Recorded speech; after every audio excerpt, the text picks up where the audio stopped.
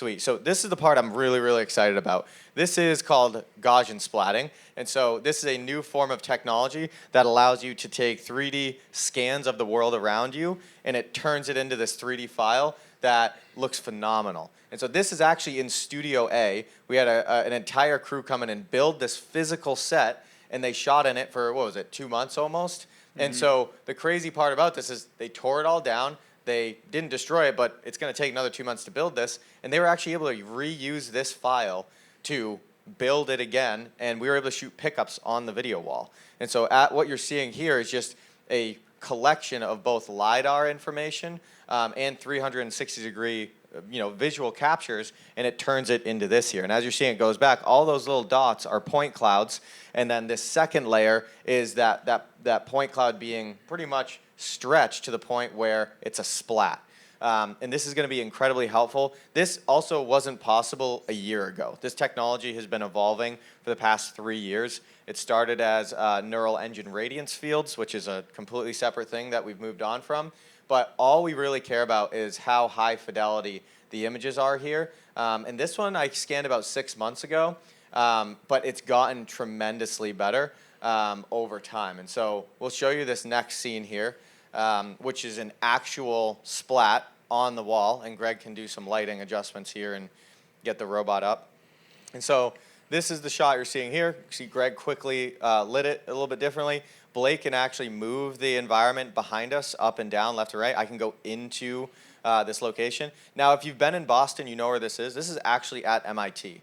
And so the sculpture is called The Alchemist. And so I'm actually in this sculpture. And what's crazy is the complexity of the geometry here is pretty insane. And the fact that it was able to put this all together and then spit this file out, I scanned this in 5 minutes.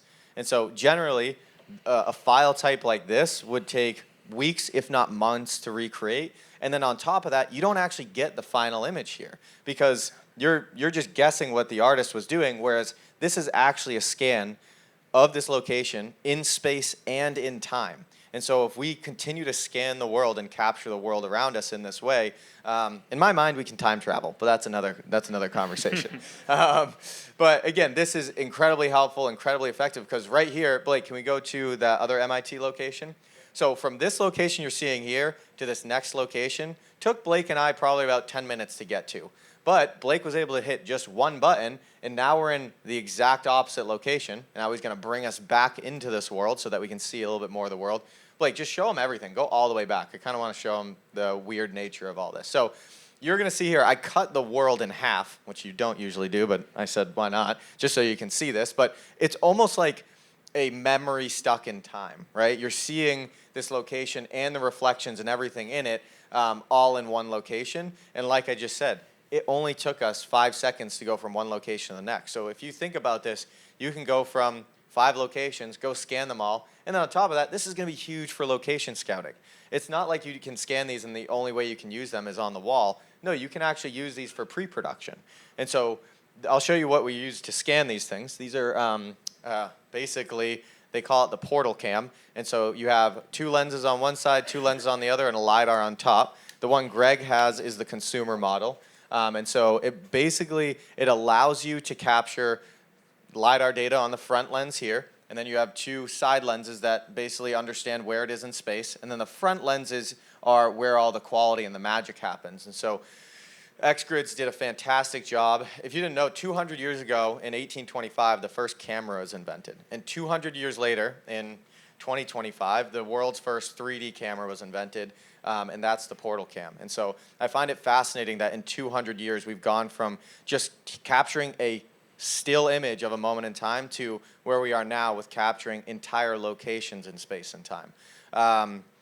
So we can go deep into that, but I'll hold for there. Keep in mind, like, this is brand new technology. What you're seeing right now is probably one of the first images of this working to this level of quality on Earth. Like, we're really working very closely with these 2 companies, or with this company, to make this possible for virtual production and media and entertainment. This also goes into training robotics. There's a lot of things that both the media and entertainment world and the robotics world have in common.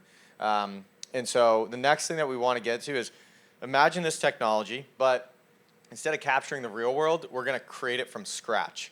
And so if Blake goes to this next one, is this Greg's computer? So Greg's going to pull up something on his computer. This is a brand new piece of technology called World Labs. Now, World Labs, what they've done is they've taken this exact idea, but they've made it so you can take a single image and process it into a 3D world. So Greg, tell them what they're seeing here. Yeah, so basically what it is it's using generative AI. You can give it a prompt of a text or an image, and then it can take that image and extrapolate it into a full 3D environment. So now, instead of being stuck with these generative images being, one direction where you have to shoot only one angle, now you're able to do your reverses and move around in a full 3D environment. Now I'm just flying through it right now on their UI, but all of these, which I think we actually have one later will pop up, can be brought into Unreal and used just like you were seeing with the G-splats. And the really interesting thing about these is you can get to some creative places. So here's this large living room. Here's the top of a mountain, and you can see how quick we're jumping between these different environments. And using our camera technology and depth of field, we can blur these out to remove some of the imperfections that we're seeing and really sell the effect of where we're trying to go. I'll just jump through a couple more here.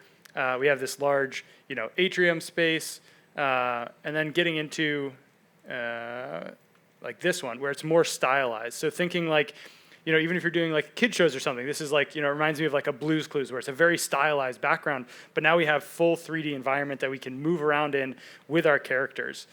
Moving in some directions, obviously it'll start falling apart just like the Splats did, but having those core, locations and directions that you can shoot from, we can jump back to this environment whenever we want. Yeah, and keep in mind, like these are prompts. This one's a funky one too, if Greg wants to go around. But you can kind of see like what it's trying to do, right? It's trying to build a representation of a 3D world, but it has some limitations right now. And we'll be honest, like this isn't even version 1. Like this doesn't technically exist right now.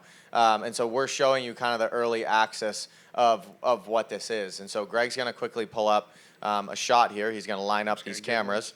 And so, Blake, if we could give them a monitor of that camera on that left screen so they can see it, or up here if you guys can see.